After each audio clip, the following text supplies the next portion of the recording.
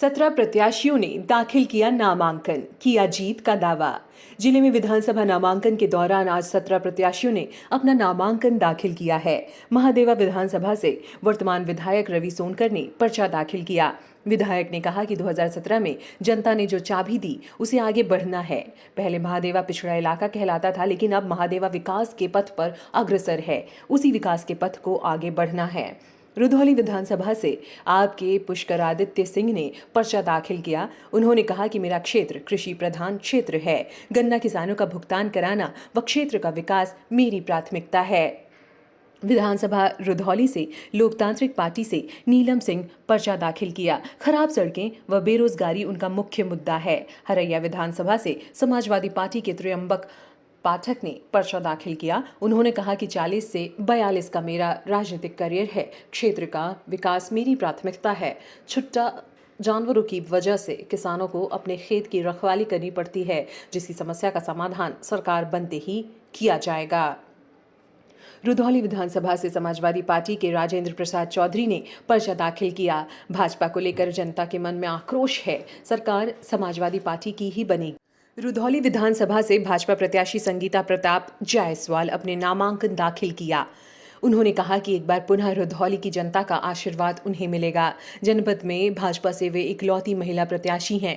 कहा कि उनके पति संजय प्रताप जायसवाल ने क्षेत्र में विकास के मोर्चे पर अनेक कार्य किए हैं। उनका प्रयास होगा कि जो कार्य अधूरे रह गए हैं उसे चुनाव के बाद प्राथमिकता से पूरा कराया जाए। निर्दलीय प्रत्याशी के रूप में बबीता शुक्ला ने अपना पर्चा दाखिल किया। कांग्रेस पार्टी के उम्मीदवार ब्रजेश कुमार ने अपना पर्चा दाखिल किया। समाजवादी पार्टी के महेंद्र यादव ने अपना पर्चा दाखिल किया। उन्होंने कहा सबसे पहले उनकी प्राथमिकता वॉल्टरगंज शुगर मिल को चलवाना है। पूर्व अपर जिला जज आज्ञा शरण चौधरी ने आज शोषित समाज दल से हरैया विधानसभा से पर्चा दाखिल किया। उन्होंने अपनी प्राथमिकता में किफायती पैसे में चुनाव लड़ना तथा विधानसभा का अधिक से अधिक विकास बताया है। जिले में साइकिल वाले जज के नाम से मशहूर प्रत्याशी श्री चौधरी ने बताया, आज के नेता जहां बड़ी बड़ी गाड़ियों से अपना प्रचार प्रसार करते हैं, वहीं पर हम साइकिल से अपना प्रचार प्रसार करेंगे। इससे प्रदूषण कम होगा तथा जनता के टैक्स से जो नेता लंबी लंबी गाड़ियों से घूम रहे हैं, उन्हें जब तक हमारी जनता पैदल घूम रहे हैं, हवा में उड़ने से जरूरत नहीं है। इसी क्रम में राम प्रसाद, सुखदेव गुप्ता, लक्ष्मी चंद पांडे, रविपाल, श्रवण कुमार, जय गुरुदेव, जागृति संघ आदि निर्दलीय ने अपना पर्चा दाखिल किया। बाइट सांसद हरीश द्विवेदी, बाइट रवि सोनकर विधायक, बाइट प्रत्याशी समाजवादी त्र्यंबकनाथ पाठक। महेंद्र यादव समाजवादी पार्टी अध्यक्ष। बस्ती से अनिल शुक्ला की रिपोर्ट। अब देखिए, अखिलेश यादव और समाजवादी पार्टी के घोषणा पत्र पर जनता कितना विश्वास करेगी। वो तो कह रहे हैं 300 यूनिट हम बिजली फ्री देंगे। अब जनता पूछ रही है कि जब आपकी सरकार में बिजली ही नहीं आती थी तो फ्री देने का मतलब क्या है। अब ये देखिए, सपा का मामला है। सपा जाने क्या है। हमारा प्रत्याशी घोषित है। हमारा प्रत्याशी लगभग अधिकांश क्षेत्रों में जाके प्रचार भी कर चुका है और जनता का जिस प्रकार आशीर्वाद समर्थन मिल रहा है, मैं ये दावे के साथ कह सकता हूँ पिछली बार से ज़्यादा वोटों से 5 सीट भारतीय जनता पार्टी जीतेगी। को लेकर बवाल चल रहा है। प्रियंका गांधी ने ट्वीट किया है कि बिकनी जीन्स और हिजाब महिलाओं का अधिकार है। अब देखिए, प्रियंका गांधी क्या ट्वीट किए, प्रियंका गांधी जाने, लेकिन मेरा ये मानना है कि स्कूल में स्कूल का ड्रेस होना चाहिए। और अगर इस प्रकार का विरोध लोगों ने किया है तो कोई गलत नहीं किया है। स्कूल में स्कूल का ड्रेस होना चाहिए। स्कूल में 20 प्रकार का ड्रेस नहीं होता है। अब अगर कचहरी में वकील आएगा तो वकील 10 ड्रेस नहीं पहनेगा। जो डॉक्टर जाएगा अपने हॉस्पिटल में तो 10 प्रकार का ड्रेस नहीं पहनेगा। एक ड्रेस कोड होता है, तो स्कूल का ड्रेस कोड है, उसका पालन सबको करना चाहिए।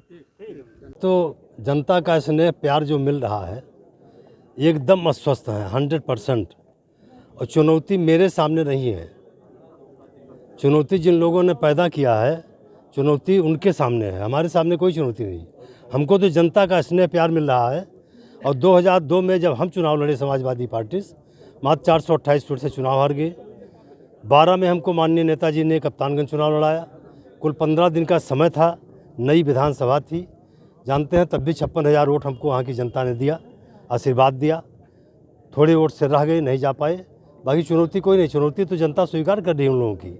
अच्छा, आपको ऐसा क्या लगता है कि हरैया विधानसभा में आप विधायक बनने के बाद कौन सा ऐसा काम है जिसको आप प्रेफर करेंगे, कराना चाहेंगे वहाँ पहले? भैया, हम तो लगभग 40-42 साल से हरैया की राजनीति कर रहे हैं 1982 में पहली बार प्रमुख चुने गए। जो क्षेत्र की समस्या है, हमारे जो माननीय लोग हुए 15 साल वो थे, 5 साल थे, इन्होंने अपना विकास किया 15 साल, वो भी अपना विकास कर रहे हैं।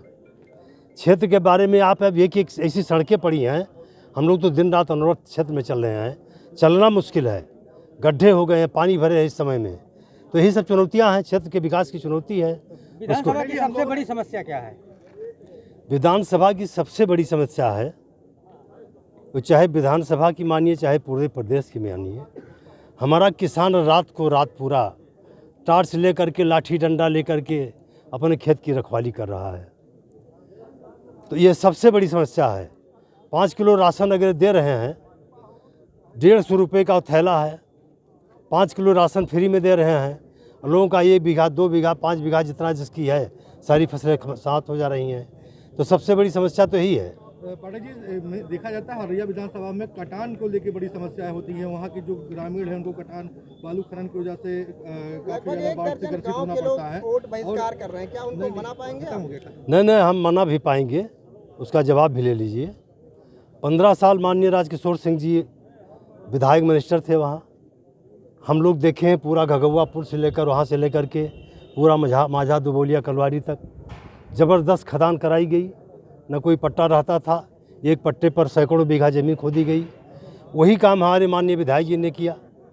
5 साल इनके ही कार्यकाल में तो खदान शुरू हुई। पट्टा किसने करवाया? इसी सरकार ने किया।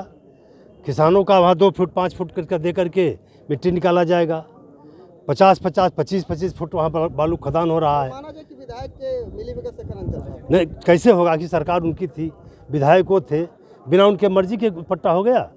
समाजवादी पार्टी ने आप पे विश्वास जताया है, किन मुद्दे को लेके आप क्षेत्र में निकलेंगे? तो यह सबसे पहले हमारा और सबसे बड़ा मुद्दा है वाल्टरगंज में जो चीनी मिल बंद है, उस चीनी मिल को चालू कराना है। जैसे ही सरकार बनेगी आदरणीय मुख्यमंत्री जी से पैर पकड़ करके उस चीनी मिल को चालू कराएंगे, जिससे गन्ना किसानों को लाभ हो। और उस चीनी मिल के जो कर्मचारी हैं उनका जो वेतन बकाया है, वेतन उनका उन लोगों को दिलाएंगे और बकाया गन्ना भुगतान जो है उसको कराएंगे। बाकी पूरे क्षेत्र का विकास कराएंगे। किसानों पे मंत्री के परिवार के लोग गाड़ी चला के रोकने काम करते हैं। महिलाओं लड़कियों के साथ बलात्कार करने के बाद उनकी लाश नहीं दी जाती है, पेट्रोल डाल के जला देने का काम इस सरकार में होता है। आप जानते हैं गोरखपुर में एक होटल में व्यवसायी को पुलिस वाले पीट के मार डालने काम करते हैं। इस सरकार में कानून व्यवस्था अपने आप ध्वस्त है। सैकड़ों हजारों की संख्या में बेगुनाह लोगों को इनकाउंटर किया गया इस सरकार में। कानून व्यवस्था ध्वस्त है।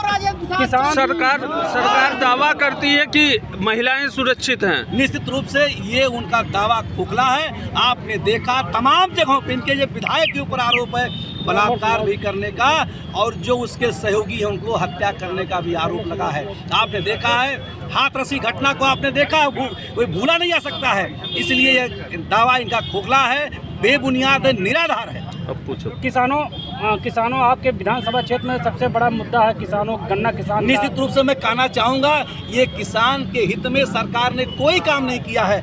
4 बरस से ऊपर हो गया था, एक नए पैसे का दाम इस सरकार ने गन्ने का दाम नहीं बढ़ाया। और जब सरकार जाने की बेला हुई, आप जानते हैं दीपक जब बुझना होता है तो उसमें लौ भभकता है।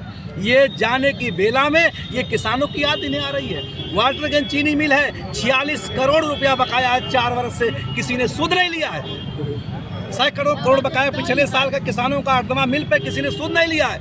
ये सरकार किसान विरोधी है। किसानों के सपनों को सरकार ने कत्ल किया है। किसानों ने मन बनाया है रुधौली का, और रुधौली नहीं पूरे प्रदेश का किसानों ने मन बनाया है। इस सरकार को हटाना है और माननीय अखिलेश यादव को उत्तर प्रदेश की बागडोर सौंपनी है। सरकार का दावा है कि मुंडेरवा चीनी मिल खोलकर रोजगार दिया गया। समाजवादी पार्टी ये दावा खोखला है, ये दावा खोखला। ये सरकार किसानों के हित में कोई काम ही नहीं कर रही। मैंने कह दिया कि आपने देखा है अर्दमा की मिल है, अर्दमा की मिल है, वाल्टरगंज की मिल है, 46 करोड़ बकाया 4 साल से ऊपर वाल्टरगंज का है। कोई सुध ले रहा है?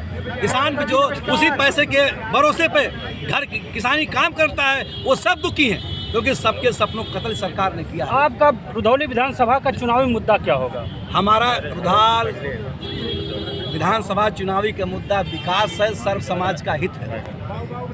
विधायक जी ब्राह्मण समाज सपा के साथ है। निश्चित रूप से, क्योंकि आप जानते हैं ब्राह्मण समाज फाउंडर था भारतीय जनता पार्टी का। उस फाउंडर के साथ भी अन्याय किया इस सरकार के मुखिया ने किया। मुखिया के इशारे पर सैकड़ों ब्राह्मण समाज के नौजवानों की हत्या किया इनकाउंटर के नाम पर। अत्याचार किया बस्ती में भी तमाम जगहों पर। एक जगह हत्या हुई, नाम नहीं ले रहा हूँ, लेकिन कार्रवाई आज तक नहीं की।